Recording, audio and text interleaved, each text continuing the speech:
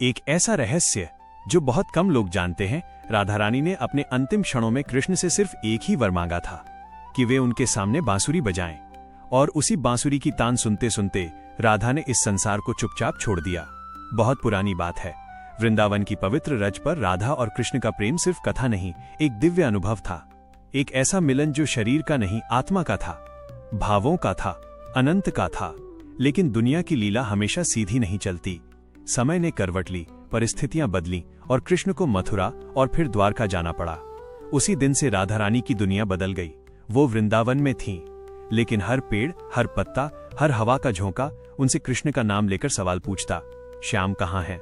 राधा जवाब नहीं दे पाती, बस मुस्कुराती और आंखें नम हो जाती। दिन बीतते गए।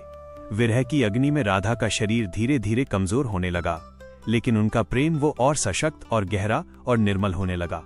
कहते हैं विरह ही प्रेम को सिद्ध करता है, और राधा वही विरह थीं। राधा अक्सर अकेली बैठकर आकाश की ओर देखती, फिर धीमे से कहती, श्याम, अगर मिलना लिखा होता तो तुम जाते ही क्यों? एक दिन राधा ने महसूस किया कि उनका समय पूरा हो चुका है। उनका शरीर तो वृंदावन में था, पर मन तो कब से कृष्ण के पास था। उन्होंने निर्णय लिया कि अपने अंतिम क्षण कृष्ण के चरणों में ही बिताएंगी। और फिर राधा ने लंबी यात्रा शुरू की, बिना आराम, बिना चिंता, सिर्फ प्रेम की शक्ति पर चलते हुए। सैकड़ों मील का सफर करके राधा आखिरकार द्वारका पहुंची। कृष्ण जब सभा में बैठे थे और राधा की छवि दरवाजे पर दिखाई दी, तो पल भर के लिए पूरा राजमहल स्तब्ध रह गया।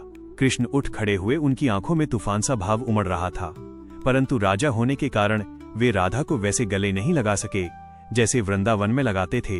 राधा ने शांत भाव से कहा, श्याम, मैं यहाँ रानी बनकर नहीं आई, मैं बस आपकी सेवा करना चाहती हूँ। कृष्ण जानते थे राधा की इच्छा को टाला नहीं जा सकता। उन्होंने उन्हें स्वीकार किया और राधा ने अपने शेष दिन कृष्ण की सेवा में बिताए। समय बीतता रहा, लेकिन राधा का शरीर अब बहुत कमजोर पड़ चुका था। उनकी आंखों में चमक थी, पर शरीर में ताकत नहीं। एक दिन राधा ने धीमे से कहा, श्याम, अब मैं लौटने वाली हूं, मुझे एक वरदान दीजिए। कृष्ण ने पूछा, राधे, तुम्हें क्या चाहिए? राधा मुस्कुराई, मेरे अंतिम क्षणों में आप अपनी बांसुरी बजाइए। कृष्ण के हाथ कांप उठे। बांसुरी उनके लिए सिर्फ एक वाद्य नहीं थी, वो राधा का स्मृति थी, राधा का स्वर थी, राधा का हृदय थी। लेकिन कृष्ण ने बांसुरी उठाई। उन्होंने वो धुन छेड़ी जिस पर कभी वृंदावन थिरक उठता था, जिसे सुनकर राधा की मुस्कान खिल जाती थी। जैसे ही बांसुरी की तान गूंजी, राधा की सांसें धीमी होती गईं, उनकी आंखें आधी बंद हुईं, उनके चेहरे पर दिव्य शांति फैल गई। और फिर बांसुरी की मधुर तान सुनते सुनते राधा ने शांत भाव से अपने प्राण त्याग दिए। कृष्ण की आंखों से आंसू बहते रहे, लेकिन बांसुरी की धुन नहीं टूटी, क्योंकि वो राधा की अंतिम इच्छा थी।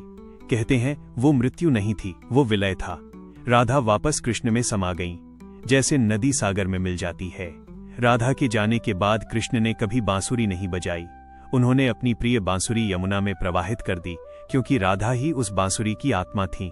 राधा कभी मरी नहीं, राधा तो कृष्ण में विलीन हो गईं, क्योंकि सच्चा प्रेम कभी समाप्त नहीं होता, वह बस अपने प्रिय में समा जाता है। इस प्रसंग ने अगर आपके दिल को छुआ हो तो हमारे मोक्ष कथा सागर चैनल को सब्सक्राइब करें और हमारे मोटिवेशन के लिए कमेंट करें। धन्यवाद। जय राधे। जय श्री कृष्ण।